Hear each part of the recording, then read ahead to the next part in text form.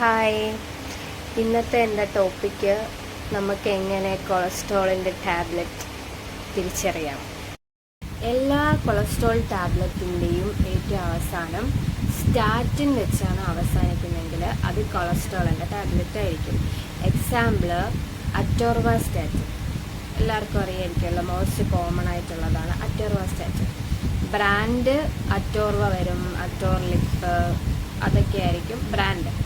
ഈ സ്റ്റാറ്റിൻ കൂടാണ്ട് വേറെയും കുറച്ച് കെമിക്കൽ കോമ്പൗണ്ട്സും കൂടെ ഉണ്ട്.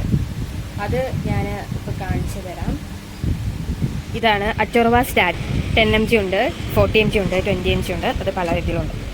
അടുത്തത് റോസുവാസ്റ്റാറ്റിൻ. സ്റ്റാറ്റിൻ വെച്ചാണ് അവസാനിക്കുന്നത്. ഇത് രണ്ടും. ഇത് റോസുവാസ്റ്റാറ്റിൻ 10 mg. നെക്സ്റ്റ് എന്ന് പറയുന്നത് ഫിനോഫിബ്രേറ്റ്. ഫിനോഫിബ്രേറ്റ് എന്ന് പറയുന്ന കണ്ടൻറ്റ് വരുന്ന ടാബ്ലറ്റും കൊളസ്ട്രോളിന് കൊടുക്കുന്നതാണ്. മെയിൻലി നമ്മൾ അറ്റോർവാസ്റ്റാറ്റിനാണ്. അറ്റോർവാസ്റ്റാറ്റിൻ, റോസുവാസ്റ്റാറ്റിൻ, ഫിനോഫിബ്രേറ്റ്, ഇതാണ് മെയിനായിട്ട് കൊളസ്ട്രോളിൻ്റെ ടാബ്ലറ്റിൻ്റെ combination and content. Thank U.